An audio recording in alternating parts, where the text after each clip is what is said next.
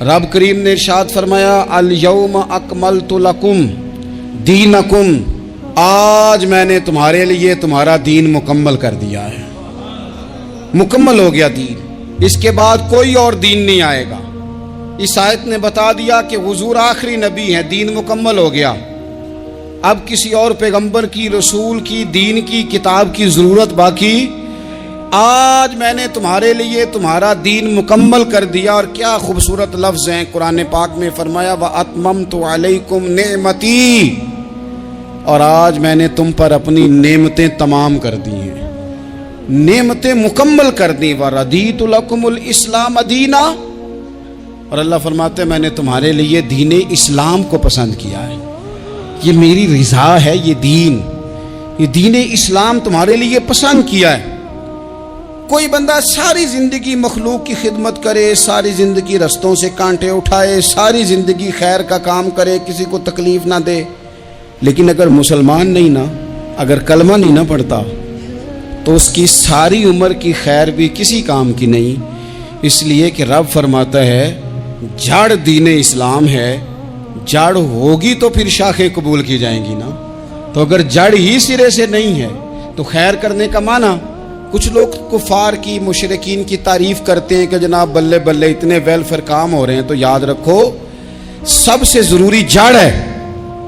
قرآن پاک میں رب تعالیٰ نے منافقین، مشرکین اور کفار کے اعمال کی بنیاد اس طرح کی بتائی ہے کہ جس طرح پتھر پر تھوڑی گرد پڑ جائے، ذرا ہوا کا جھونکا ہے یا بارش آئے تو پتھر صاف کا صاف ہو جاتا ہے۔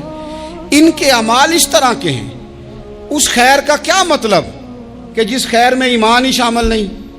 جب تک بندہ مومن نہ ہو اس کا کوئی عمل بھی اللہ کی بارگاہ میں قابل قبول نہیں ہوتا۔ یہ آیت نازل ہو گئی، فرمایا دین مکمل ہو گیا۔ او میرے بھائیو، خدا را سوچو، کوئی شے مکمل نہیں دنیا میں، کوئی شے بھی۔ کروڑوں کا مکان بنا لو پھر بھی کوئی نہ کوئی نقص نکل ہی آتا ہے۔ کوئی دنیا میں شے مکمل ہے ہی نہیں۔ اگر کوئی شے مکمل ہے تو وہ مدینے والے رسول کا دین مکمل ہے۔ مکمل، جب ہم کہتے ہیں نا مکمل دین تو لوگ سمجھتے ہیں تو شاید سادی سی بات ہے۔ یہ وہ والی بات ہے جو دنیا میں کہیں نہیں پائی جاتی۔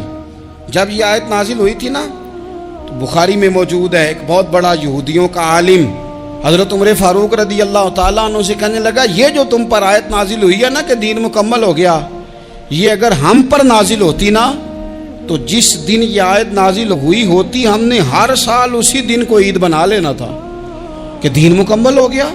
الیوم اکملت لکم دینکم، دین مکمل ہو گیا، ہم تو عید بنا لیتے۔ تو حضرت عمر کہنے لگے ہم پر بھی بڑا فضل ہے، جس دن آیت نازل ہوئی تھی عرفہ کا دن بھی تھا اور جمعے کا دن بھی تھا، ایک نہیں دو عیدیں تھی مسلمانوں کی، دو عیدیں تھی مسلمانوں کی، دو۔ عزیز بھائی، دین مکمل اللہ نے دیا۔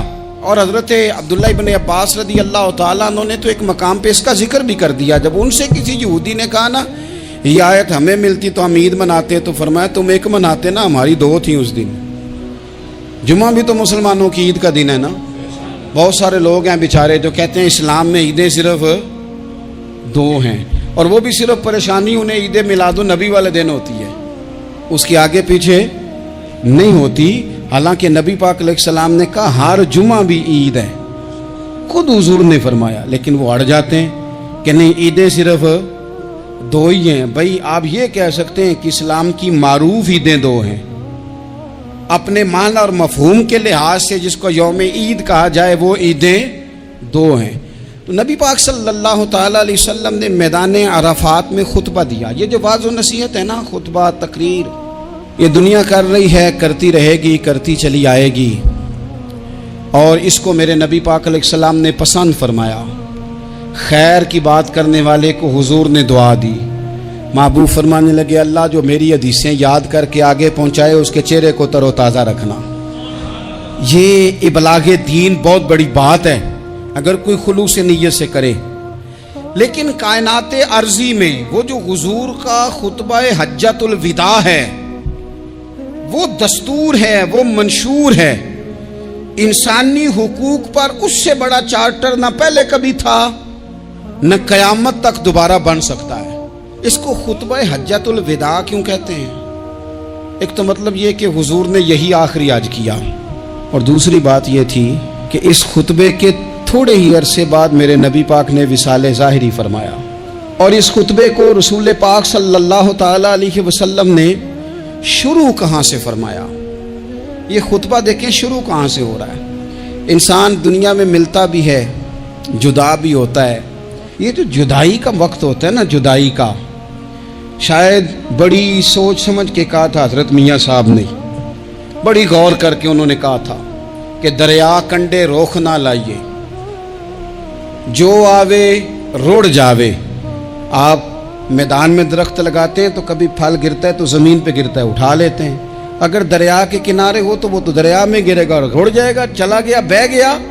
فرمانے لگے دریا کنڈے روخ نہ لائیے، جو آوے روڑ جاوے، تے پردیسی نال نہ یاری لائیے، او دا جدوں دل کرے ٹر جاوے، وہ تو چلا جاتا ہے۔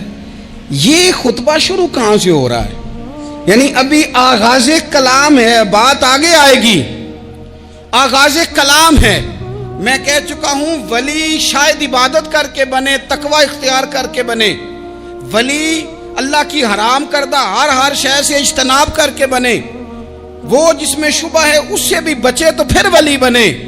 لیکن صحابی تو حضور کی زیارت سے بنتا ہے نا، نبی پاک کی زیارت سے بنتا ہے، اور صحابہ تو وہ صحابہ تھے جن کی ہر صبح عید ہوتی تھی، خدا کا قرب حاصل تھا، نبی کی دید ہوتی تھی۔